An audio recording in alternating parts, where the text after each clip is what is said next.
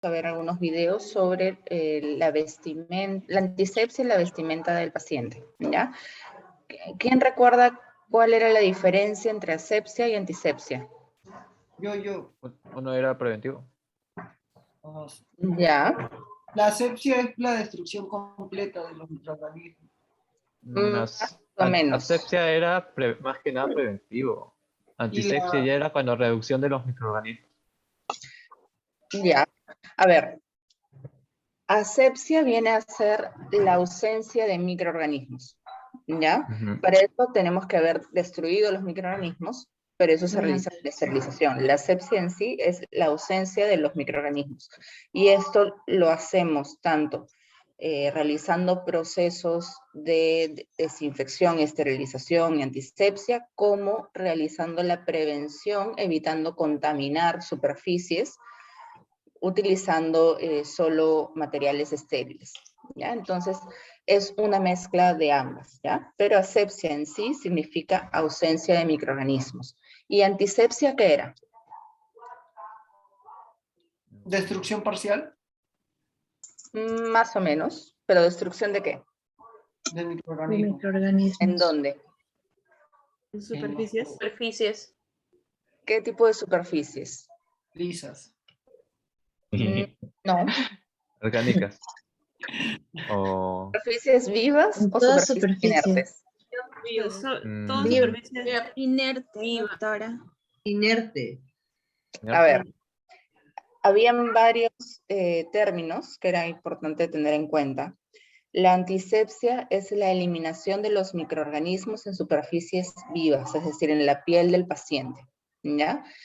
La desinfección era la que se realizaba en superficies inertes, como por ejemplo en muebles, instrumental, paredes, pisos, ¿ya? Entonces, la antisepsia es la destrucción de los microorganismos en superficies vivas. La asepsia viene a ser la ausencia de microorganismos.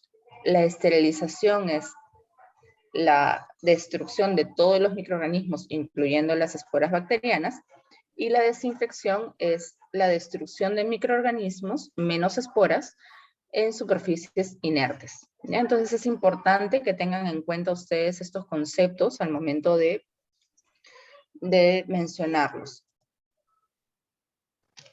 Entonces, como les decía, la asepsia es la ausencia de microorganismos y la antisepsia es el conjunto de procedimientos mediante los cuales mantenemos la asepsia en un tejido vivo.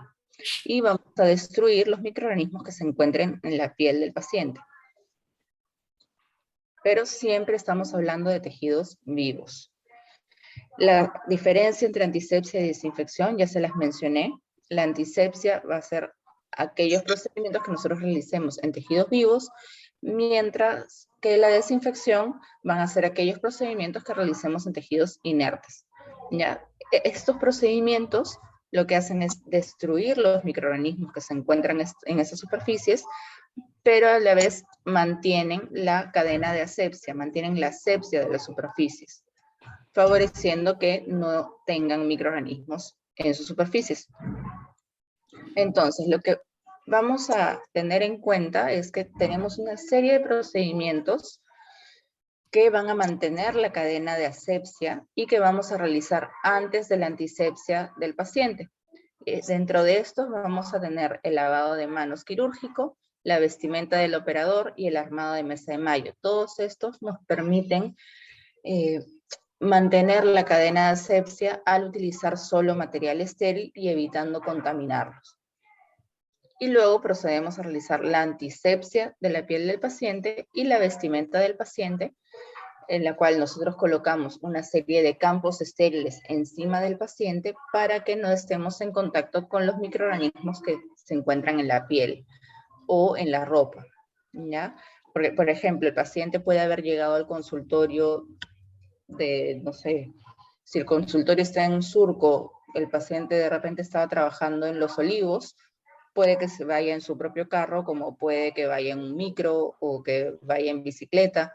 Entonces, si se sentó en un micro, probablemente haya tocado los mismos pasamanos que han tocado los demás pasajeros, puede que se haya sentado en algún sitio y esté en contacto con los microorganismos que estaban en la ropa de otras personas. Entonces todos esos microorganismos los lleva a nuestro consultorio.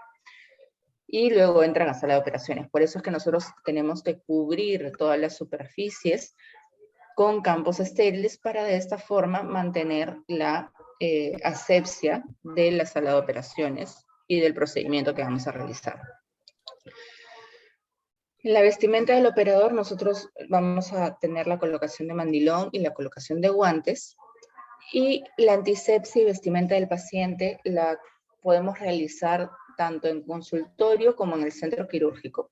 En el caso del consultorio, muchas veces nosotros trabajamos solos, entonces tenemos que asegurarnos de mantener la cadena de asepsia lo mejor posible, y para esto vamos a dejar todos los materiales que necesitamos a lo largo de la operación o de la cirugía que vamos a realizar, los vamos a dejar ya listos para que los podamos coger una vez que ya estemos con el mandilón y los guantes puestos.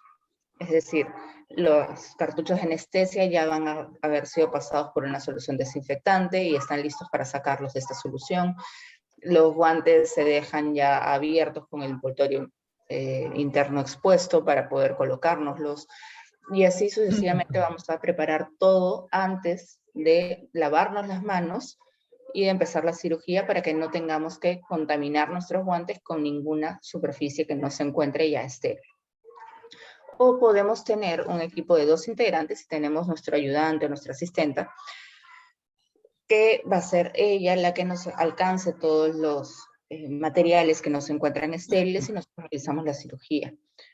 Generalmente vamos a utilizar en estos casos en el consultorio solo un campo fenestrado y podemos utilizar un enguantado abierto o un enguantado cerrado. ¿Esto qué quiere decir? Que puedo colocarme el mandilón y los guantes encima y eso es un enguantado cerrado, o puedo simplemente estar con mi ambo y colocarme los guantes y eso es un enguantado abierto. Depende del tipo de cirugía que yo vaya a realizar, cuál de los dos tipos de enguantado utilizo. En cirugías más complejas, donde voy a tener que cortar hueso y voy a tener que meterme en superficies más estériles del paciente, voy a tener que utilizar un enguantado cerrado. En cambio, si por ejemplo es una exodoncia simple, en la cual los dientes están casi afuera, no necesito un enguantado cerrado y puedo realizar un enguantado abierto. Entonces, depende de las características de la cirugía que vaya a realizar, qué tipo de enguantado voy a realizar y si voy a necesitar asistente o no. En un centro quirúrgico, generalmente los equipos van a tener más de 2 personas y como estamos en una sala de operaciones, vamos a cubrir todas las superficies con campos estériles. Es decir, vamos a colocar una sábana a la altura del cuello del paciente que va a cubrir hasta los pies del paciente y el campo fenestrado que va a cubrir toda la zona de la cabeza. En el centro quirúrgico siempre se va a utilizar enguantado cerrado, es decir, siempre me tengo que colocar el mandilón y luego los guantes. Antes de comenzar la cirugía, nosotros tenemos que realizar una antisepsia de la boca del paciente, es decir, le pedimos al paciente que se haga un enjuague con un colutorio a base de clorexidina al 0,12%, ¿ya? Para poder disminuir el número de microorganismos que se encuentran dentro de la boca y de esta forma prevenir cualquier infección del sitio operatorio. Esto normalmente se hacía solo antes de las cirugías. Actualmente lo estamos haciendo con todos los pacientes que ingresan al consultorio. A todos les hacemos una antisepsia de la boca, ya sea con enjuagues de clorexidina al 0,12% o enjuagues que presenten cloruro de acetilpiridino, porque este último ha demostrado que funciona contra el coronavirus. Entonces lo que hacemos es disminuir la carga de microorganismos que se encuentran dentro de la boca y de esta forma prevenir cualquier tipo de infección, tanto del operador como del paciente en el caso de la cirugía. Una vez que ya hemos hecho la antisepsia intrabucal, pasamos a realizar la antisepsia extraoral. Esta antisepsia lo que va a hacer es limpiar eliminar los microorganismos que se encuentran en la superficie de la cara del paciente. No sé si ustedes se han dado cuenta, en el caso de las mujeres, muchas veces cuando nos maquillamos, salimos a la calle y estamos caminando de un lado para otro, al retirarnos el maquillaje por las noches vemos que sale negro, y eso es por toda la contaminación que se encuentra en el medio ambiente. ¿Ya? Entonces, esta misma contaminación, si nosotros la tenemos en la piel del paciente al momento de realizar la cirugía, puede producir una infección en la herida del paciente. Por lo tanto, tenemos que disminuir esa cantidad de microorganismos, y esto lo realizamos con las técnicas para la antisepsia extraoral. Y existen dos técnicas que son las más aceptadas: la técnica radial y la técnica espiral. La técnica radial, lo que vamos a hacer es empezar desde el centro de los labios y vamos a pintar como si fueran rayos de sol, es decir, líneas hacia afuera. ¿Ya? Tenemos que cubrir toda la zona extraoral que corresponde a la zona labial, nasal, geniana, es decir, los cachetes hasta justo por delante de la oreja, mentoniana, y también tenemos que cubrir la zona submandibular, es decir, la zona de la papada. Todo eso debe de estar cubierto con el antiséptico. Hay diferentes tipos de antisépticos, generalmente los que utilizamos son la iodopovidona, la tintura de yodo o la clorhexidina al 0,12%. Es muy importante que tengan en cuenta la concentración de esta clorhexidina, porque en el mercado encontramos dos tipos: la concentración al 0,12% y la concentración al 2%. La concentración al 2% solo se utiliza para endodoncia, porque con esta lo que hacemos es lavar los conductos de las raíces del diente, y esta sustancia se mantiene dentro del diente, no va a salir ni al periodonto, ni al hueso, ni a la mucosa, porque el diente está aislado. Entonces, en estos casos podemos utilizar esta concentración que es más alta, pero en el caso de la antisepsia, nosotros tenemos que utilizar concentraciones mucho más bajas, como el 0,12%, para evitar dañar los tejidos del paciente. ¿Ya? Entonces, es sumamente importante que tengan eso en cuenta. No se les ocurra utilizar la clorhexidina de endodoncia en cirugía ni en periodoncia. ¿Ya? El más conocido antiséptico para cirugía o para periodoncia es el Perioate. El Perioate tratamiento tiene una concentración al 0,12%. Entonces, esa era la técnica radial. Y la técnica espiral, lo que hacemos es colocar este hisopo, que es la gasa embebida en el antiséptico, en el medio de los labios, y vamos a empezar haciendo círculos cubriendo la zona de los labios. Luego ampliamos este círculo ya cubriendo la zona que rodea los labios, y lo vamos ampliando cada vez más, cubriendo el mentón, la punta de la nariz, parte de los cachetes, y así lo vamos a ir ampliando hasta cubrir todas las zonas que les había mencionado anteriormente. ¿Qué zonas serán estas? A ver quién lo recuerda. La zona nasal, geniana, la zona submandibular, Ya. la zona mentoniana. Mentoniana y labial. ¿Ya? Entonces, de esta forma cubrimos todas las superficies que vamos a tocar de la cara del paciente, previniendo que nos contaminemos los guantes y que terminemos produciendo una infección en la piel, mejor dicho, en la herida del paciente. Entonces, así es como nosotros vamos a ver a nuestro paciente en la cirugía. Normalmente nosotros cubrimos un poco más de piel con el antiséptico, siempre evitando la zona de los ojos. ¿Ya? Hay que tener mucho cuidado con los ojos para no irritarle las escleras al paciente, pero vamos a delimitar este campo de tal forma que la superficie que está expuesta, que es donde vamos a operar, haya sido previamente limpiada con este antiséptico. Y de esta forma evitamos tocar todas las superficies que no se encuentran estériles.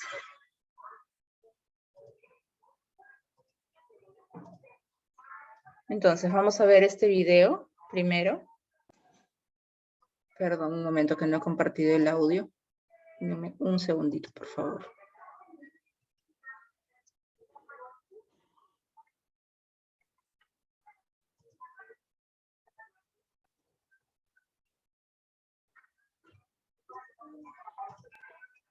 Ya, ahora sí.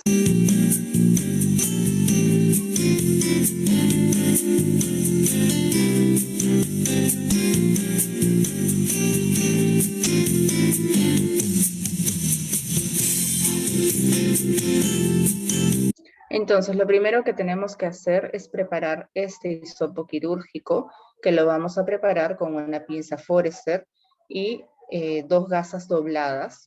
La parte del lomo de la gasa es la que va a realizar la antisepsia en la piel del paciente.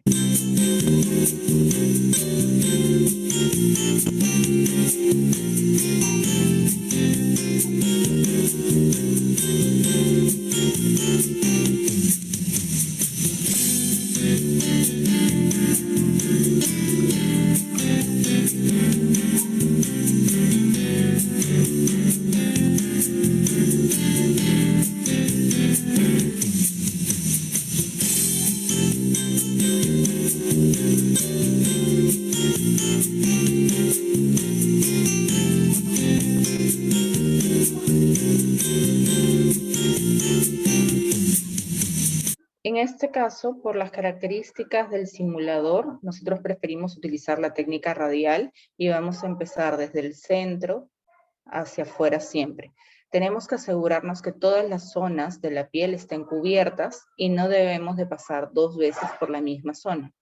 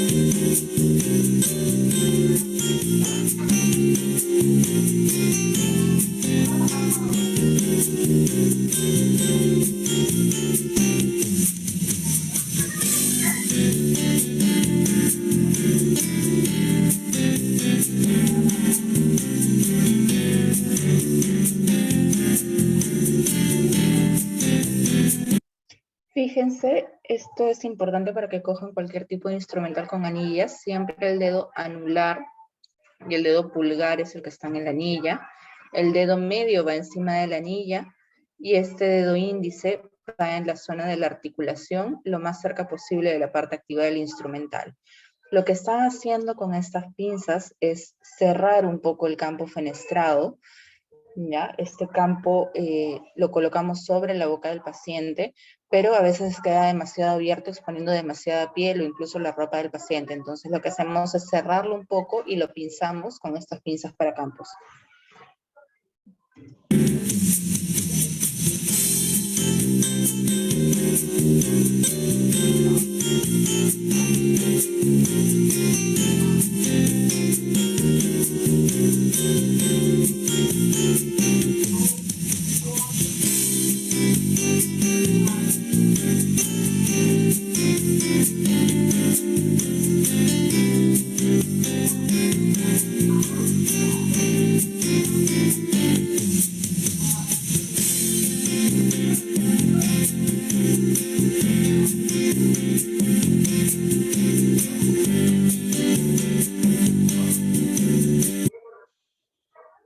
Ya, entonces, tenemos las mesas de mayo. Esta es la mesa de mayo que mencionamos la semana anterior, que es la de tejidos blandos.